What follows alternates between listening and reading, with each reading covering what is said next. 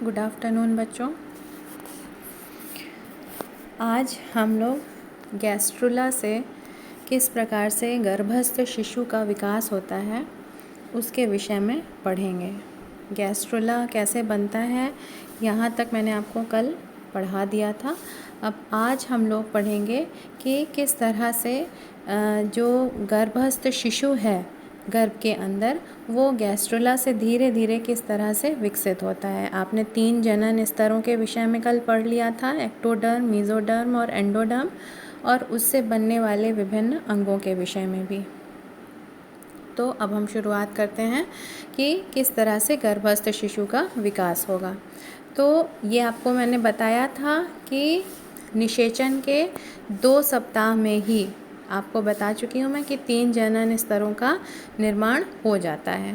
ठीक है, उसके बाद छठे सप्ताह के अंत तक, छठे सप्ताह का मतलब क्या हुआ कि 1 मंथ प्लस 2 हफ्ते, और तो उसके अंत तक इन तीनों जनन स्तरों से अंगों के विकास के लिए उभार बनने शुरू हो जाते हैं। मीन्स कि जो अंग जिससे भी जिस जनन स्तर से जिस अंग का विकास होना है वो धीरे धीरे उसका हल्का हल्का रूप जो है वो उभार के रूप में दिखाई देने लगता है। फिर अल्प विकसित, इसमें जो है धीरे धीरे अब अल्प विकसित रक्त परिसंचरण तंत्र का भी विकास हो जाता है। ठीक है बच्चों, तो मीन्स अब जो है रक्त परिसंचरण तंत्र से आप समझ रहे हैं ना कि हृदय और उससे निकलने वाली और उसको जाने वाली रक्त वाहिनियाँ। फिर 7वें से 9वें सप्ताह में तंत्रिका तंत्र। अब धीरे धीरे बच्चों देखिए तंत्रिका तंत्र, सभी अंग तंत्रों का विकास जो है वो धीरे धीरे जैसे जैसे हफ्ते आगे बढ़ते जाते हैं गर्भावस्था के, उस तरह से धीरे धीरे अंगों का और तंत्रों का विकास होने लगता है। तो 7वें से 9वें सप्ताह में तंत्रिका तंत्र भी बन जाता है, पाचन तंत्र, श्वसन तंत्र इत्यादि बन जाते हैं। फिर हाथ और पैर का भी धीरे धीरे निर्माण शिशु का होने लगता है। फिर 3 माह होते होते शिशु में की लंबाई जो है वो 3 इंच के करीब हो जाती है।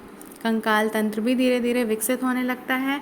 फिर आगे बढ़ते हैं, चौथे माह में आते हैं तो भ्रूण जो है वो शिशु जो है वो 7 इंच लंबा हो चुका होता है। फिर चौथे माह के बाद 5वें माह में क्या आहार नाल और अस्थि मज्जा भी बन जाते हैं।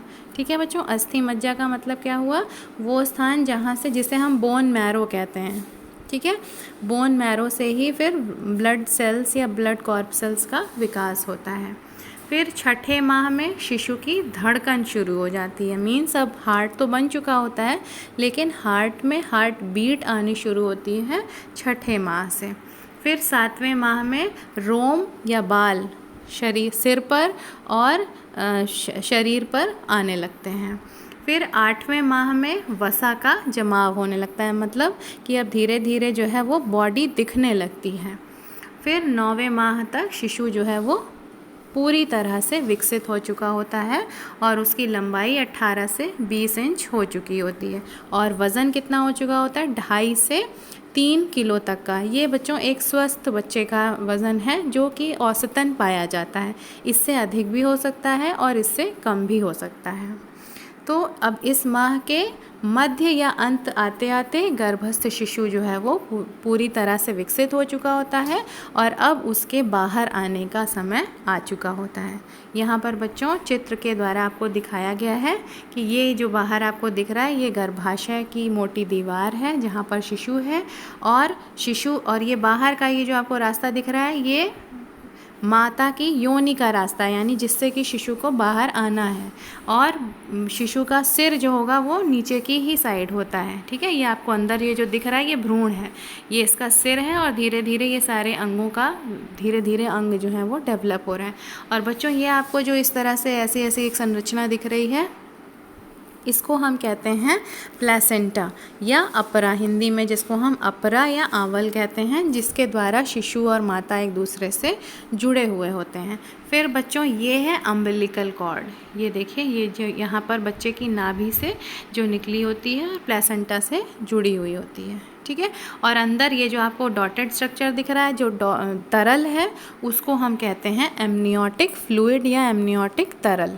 ठीक है। एमनियॉन एक तरह की कला होती है, अंदर गर्भाशय की झिल्ली होती है, उसमें जो तरल भरा होता है उसको हम एमनियोटिक तरल कहते हैं और शिशु उसी तरल में रहता है।